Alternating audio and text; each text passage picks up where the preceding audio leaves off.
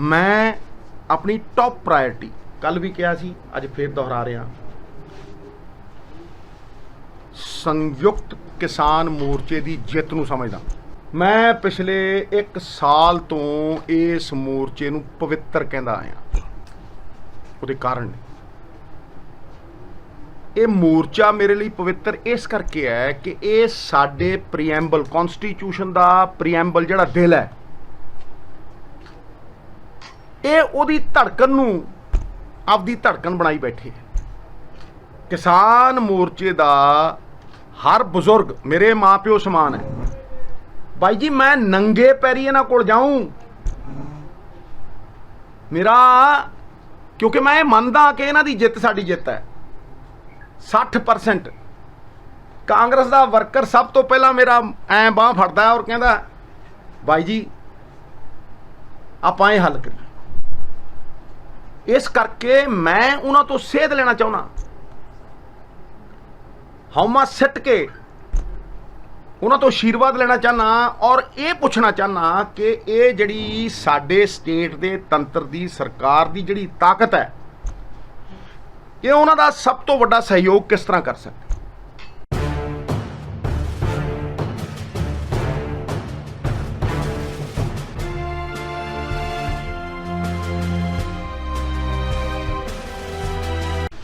नागराज जी अगे कर लो। भाई जी मैं इस पवित्र धरती के उत्ते आके फिर अपनी आत्मा की आवाज़ नूं दोहराना चाहना, अगे बढ़ाना चाहना, क्योंकि ये गुरुआं पीरां की पवित्र धरती है। इस करके इत्थों आत्मा की आवाज़ ही दिलों च कर सकती। मैं अपनी टॉप प्रायोरिटी कल भी कहा सी, अज फिर दोहरा रहा, संयुक्त किसान मोर्चे की जित नूं समझदा। अज दा नहीं, मैं पिछले 1 साल तो इस मोर्चे नूं पवित्र कहंदा आया। उहदे कारण ने ये मोर्चा मेरे लिए पवित्र इस करके है कि ये साडे प्रीएम्बल कॉन्स्टिट्यूशन का प्रीएम्बल जिहड़ा दिल है, ये उहदी धड़कन नूं आपदी धड़कन बनाई बैठे। ये कॉन्स्टिट्यूशन की स्पिरिट की आवाज़ बुलंद कर रहे हैं, उहदे जज्बे नूं तगड़ियां कर रहे हैं। अंबेडकर साहब की फ्रटर्निटी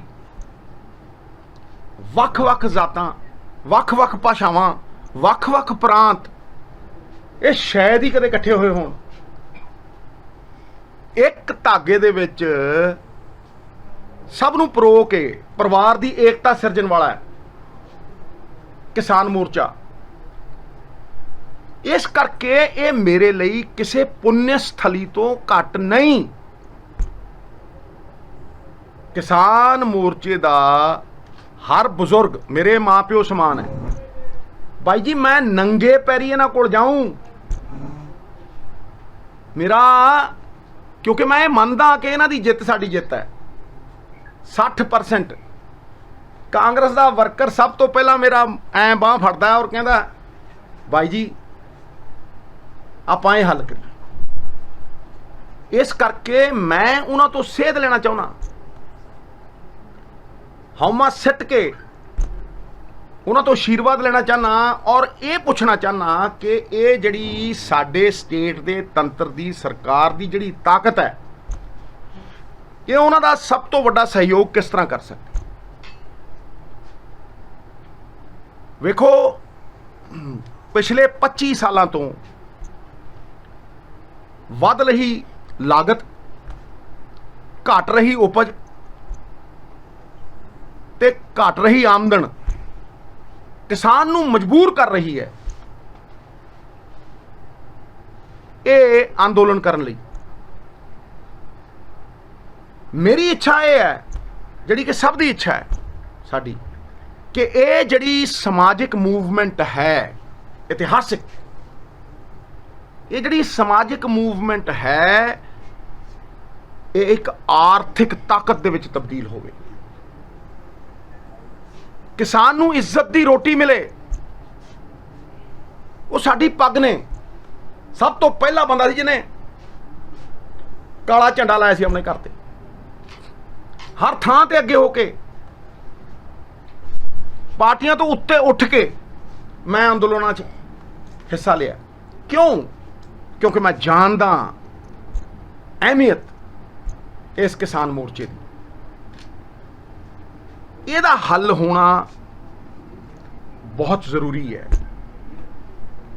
ਜਦੋਂ ਬੁਲਾਉਣਗੇ ਨੰਗੇ ਪੈਰੀ ਜਾਊਂ, ਆਸ਼ੀਰਵਾਦ ਲਵਾਂ ਤੇ ਇਹ ਉਹਨਾਂ ਤੋਂ ਪੁੱਛੂੰ ਵੀ ਤੁਸੀਂ ਸੁਝਾਅ ਦਿਓ, ਦੱਸੋ ਸਾਡੇ ਸਟੇਟ ਦੀ ਜਿਹੜੀ ਤਾਕਤ ਹੈ ਉਹ ਇਸ ਕਿਸਾਨ ਮੋਰਚੇ ਦੀ ਤਾਕਤ ਕਿਸ ਤਰੀਕੇ ਨਾਲ ਬਣ ਸਕੇ। ਹੁਣ ਇੱਕ ਦੂਸਰੀ ਗੱਲ ਦੇ ਉੱਤੇ ਮੈਂ ਆਉਣਾ ਚਾਹੁੰਦਾ। ਸਾਡੀ ਪਾਰਟੀ ਨੇ 18 ਪੁਆਇੰਟ ਏਜੰਡਾ ਦਿੱਤਾ ਹੈ। ਉਹ 18 ਪੁਆਇੰਟ ਏਜੰਡਾ ਲੋਕ ਪੱਖੀ ਹੈ।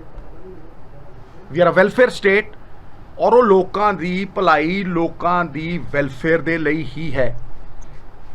ਉਸ ਏਜੰਡੇ, ਕਾਂਗਰਸ ਦੇ ਹਾਈ ਕਮਾਂਡ ਦੇ ਏਜੰਡੇ ਦਾ ਹਰ MLA, ਹਰ MP, ਮੈਂ, ਹਰ ਵਰਕਰ ਪਹਿਰੇਦਾਰ ਹੈ। ਉਹ ਕਰਨਾ ਹੀ ਪੈਣਾ ਹੈ।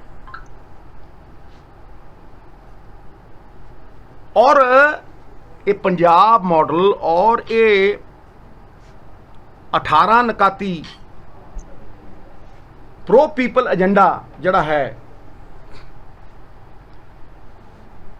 ਇਹ ਸਾਡਾ ਅੱਜ ਦਾ ਸਭ ਤੋਂ ਵੱਡਾ ਮੁੱਦਾ ਹੈ। ਗੁਰੂ ਸਾਹਿਬ ਦੀ ਬੇਅਦਬੀ ਹਰ ਪੰਜਾਬੀ ਦੇ ਆਤਮਾ ਦੀ ਆਵਾਜ਼ ਵੀ ਨਿਆਂ ਹੋਵੇ। ਪੂਰਾ ਪੰਜਾਬ ਪੁੱਛਦਾ ਹੈ ਬਈ ਉਹ ਵੱਡੇ ਮਗਰਮੱਛ ਕੌਣ ਨੇ ਜਿਨ੍ਹਾਂ ਨੇ ਪੰਜਾਬ ਦੀ ਜਵਾਨੀ ਨੂੰ ਘਾਣ ਲਾਇਆ। ਨਾਂ ਦੱਸਣੇ ਪੈਣਗੇ, ਕੋਈ ਚਾਰਾ ਨਹੀਂ, ਕਰਨਾ ਪਊ। ਬਿਜਲੀ ਸਾਨੂੰ ਕੋਈ ਲੁਕਾਉਣ ਦੀ ਲੋੜ ਹੀ ਨਹੀਂ ਭਾਈ। ਜਦੋਂ ਦਿਲ ਸਾਫ਼ ਨੇ, ਅੱਜ ਵਰਕਰ ਦੀ ਆਵਾਜ਼ ਬੁਲੰਦ ਕਰਨੀ ਹੈ ਤੇ 18 ਰੁਪਏ ਦੇ ਕੰਟਰੈਕਟ ਕਿਉਂ ਹੋਣ ਜਦੋਂ ਬਿਜਲੀ 2 ਰੁਪਏ ਦੀ ਮਿਲਦੀ ਹੈ? ਜਦੋਂ ਪਤਾ ਹੈ ਕਿ ਹਰ ਸਾਲ ਬਿਜਲੀ ਦਾ ਰੇਟ ਜਿਹੜਾ ਹੈਗਾ ਸੋਲਰ ਦਾ ਉਹ 20% ਘਟ ਰਿਹਾ ਹੈ, ਤੇ ਫਿਰ ਪੰਜਾਬ 7 ਰੁਪਏ ਤੋਂ 18 ਰੁਪਏ ਕਿਉਂ ਦੇਵੇ ਬਿਜਲੀ ਦੇ? ਨੈਸ਼ਨਲ ਗ੍ਰਿਡ ਤੋਂ ਕਿਉਂ ਨਾ ਖਰੀਦੇ? ਇਹ ਸਾਰੇ ਸਵਾਲਾਂ ਦਾ ਸਾਨੂੰ ਜਵਾਬ ਦੇਣਾ ਪਊ। ਮੈਥਮੈਟਿਕਸ ਦੇ ਕਿਸੇ ਵੀ ਸਵਾਲ ਦੇ ਗਲਤ ਉੱਤਰ 1000 ਹੋ ਸਕਦੇ ਆ, ਪਰ ਸਹੀ ਉੱਤਰ ਇੱਕ ਹੀ ਹੈ।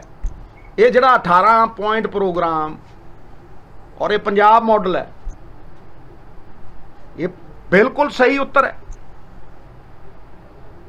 ਇਹ ਸਾਨੂੰ ਦੇਣਾ ਪਊ। ਸਾਨੂੰ ਇਸ ਦਿਸ਼ਾ ਵੱਲ ਵਧਣ ਤੋਂ ਇਲਾਵਾ ਕੋਈ ਚਾਰਾ ਨਹੀਂ। ਔਰ ਇਸ ਪੰਜਾਬ ਮਾਡਲ ਔਰ 18 ਨਕਾਤੀ ਏਜੰਡੇ ਦੇ ਪ੍ਰੋਗਰਾਮ ਦੇ ਅੱਗੇ ਕੋਈ ਗੁਜਰਾਤ ਮਾਡਲ, ਕੋਈ ਦਿੱਲੀ ਮਾਡਲ ਖੜਦਾ ਹੀ ਨਹੀਂ, ਟਿਕਦਾ ਹੀ ਨਹੀਂ। ਇਹ ਬੇਨਤੀਆਂ ਮੈਂ ਤੁਹਾਨੂੰ ਕਰਨੀਆਂ ਸੀ। ਮੈਂ ਖੁੱਲੀ ਕਿਤਾਬ ਵਾਂਗ ਮੇਰਾ ਹਰ ਇੱਕ ਸ਼ਬਦ ਜਿਹੜਾ ਹੈ ਸੋਚਿਆ ਸਮਝਿਆ ਹੁੰਦਾ ਹੈ। ਮੈਂ ਸਿਰਫ ਇੱਕੋ ਮਿਸ਼ਨ ਦੇ ਨਾਲ ਅੱਗੇ ਵਧਣਾ ਚਾਹੁੰਦਾ ਕਿ ਜਿਹੜੀ ਪੰਜਾਬ ਦੇ ਲੋਕਾਂ ਦੇ ਟੈਕਸਾਂ ਦੀ ਤਾਕਤ ਸਰਕਾਰ ਕੋਲ ਆਉਂਦੀ ਹੈ, ਉਹ ਉਹਨਾਂ ਲੋਕਾਂ ਦੇ ਕੋਲ ਵਾਪਸ ਜਾਏ। ਦੇਖੋ ਤੁਸੀਂ ਟੁੱਥਪੇਸਟ ਤੇ ਟੈਕਸ, ਆਟੇ ਤੇ ਟੈਕਸ, ਕੋਈ ਚੀਜ਼ ਖਰੀਦ ਲਓ ਤੇ ਟੈਕਸ ਹੁੰਦਾ। ਉਹ ਤਾਕਤ ਉਹਦੇ ਕੋਲ, the power of the people must return to the people. ਸਰਕਾਰਾਂ ਵੀ ਕਨਸਟੀਟਿਊਸ਼ਨ ਦੀ ਸਪਿਰਿਟ ਕਹਿੰਦੀ ਹੈ, governments by the people, of the people, for the people. ਲੋਕਾਂ ਦੀ ਸਰਕਾਰ ਲੋਕਾਂ ਦੇ ਵਾਸਤੇ। ਇਸੇ ਤਰੀਕੇ ਉਹ ਲੋਕਾਂ ਕੋਲ ਵਾਪਸ ਜਾਏ। ਇਹਨਾਂ ਹੀ ਸ਼ਬਦਾਂ ਦੇ ਨਾਲ ਮੈਂ ਤੁਹਾਡਾ ਧੰਨਵਾਦ ਕਰਦਾ ਬਹੁਤ ਧੰਨਵਾਦ। ਬਸ ਸਵਾਲ